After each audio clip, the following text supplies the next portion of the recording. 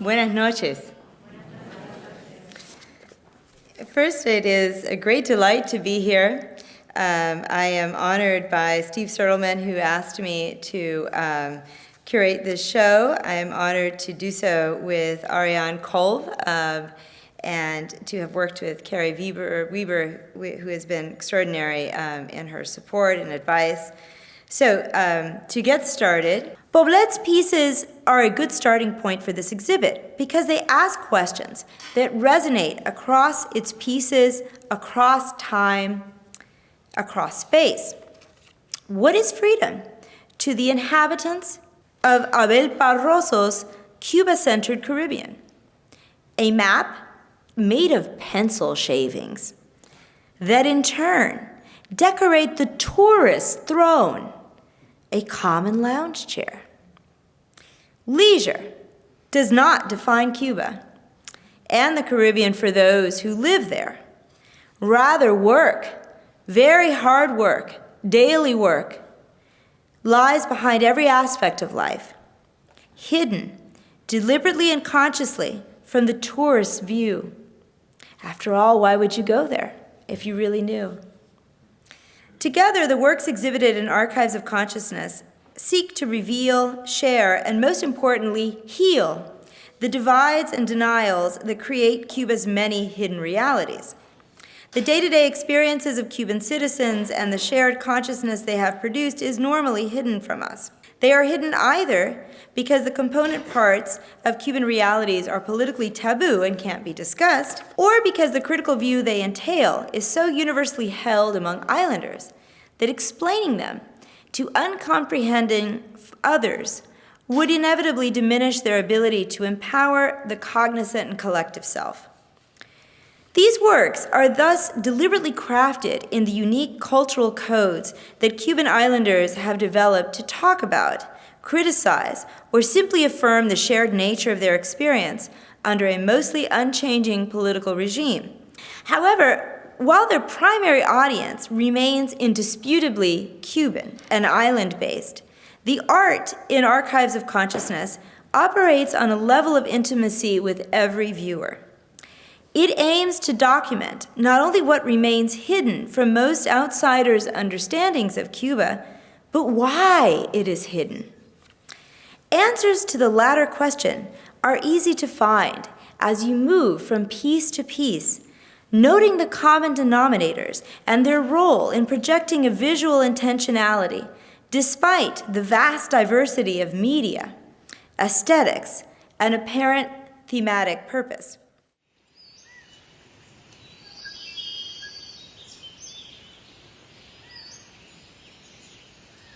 One of the most important issues in Mendívier's work is his African foundations.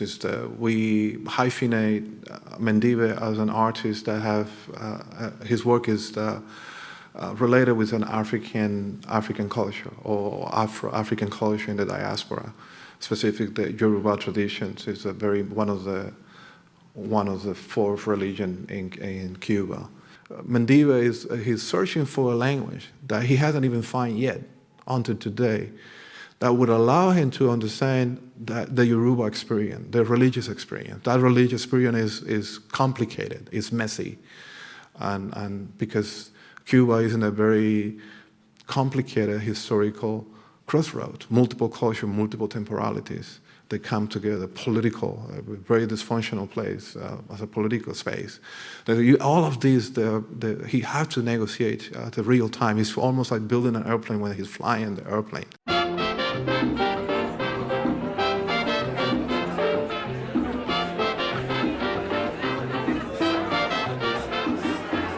Viva la media naranja, viva la naranja entera.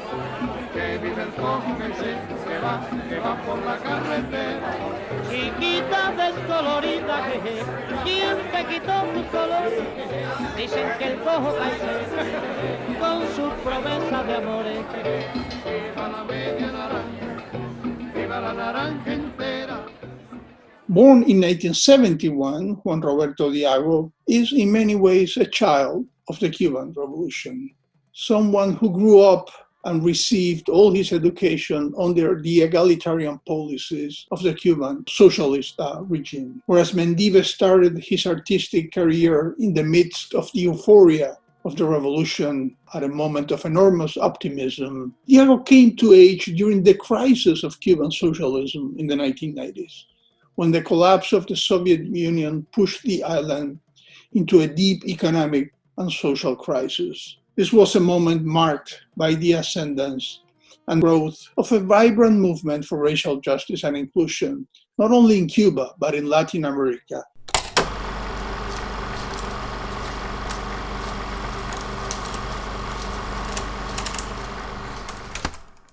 Thank you for coming to this panel. As we know, Cuba is often represented in mainstream US media and politics as a stagnant country frozen in 1959 with an all-powerful centralized government that decides every aspect of Cuban daily life.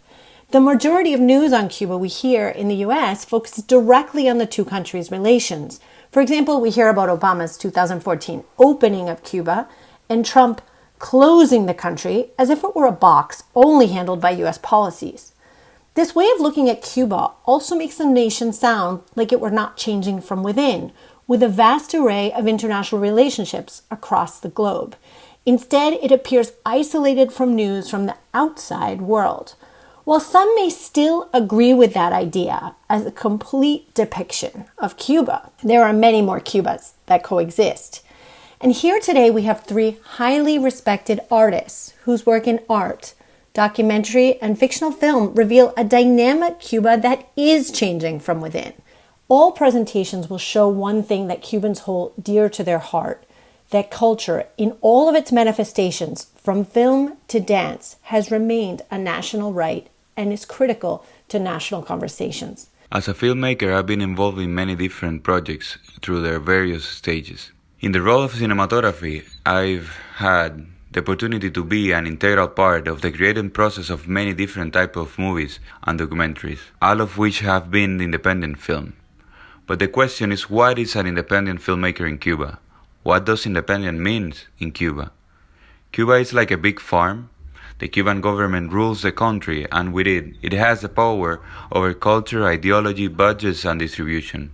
We can see this centralized control in the 15-minute snapshot of the film Santa Andres, which I'm sharing with you today. I was a cinematographer for this film that was banned from Cuban national distribution, and it was also banned from its premiere in Cuba. Art should be a bridge between differences, the starting point of dialogue and reconciliation, but both parts have to be compelled to cross that bridge and face the challenge. We still live in a stubborn totalitarian regime that won't listen and won't let that conversation at least begin. Que morir por la patria es vivir, en cadenas vivir es vivir, en afrenta y oprobio sumido, del clarín escuchar el sonido, a las armas valientes corred. ¡Viva la revolución!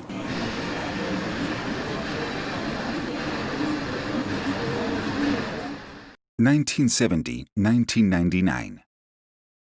In the early years of the Cuban Revolution, independent businesses, both domestic and foreign, were nationalized.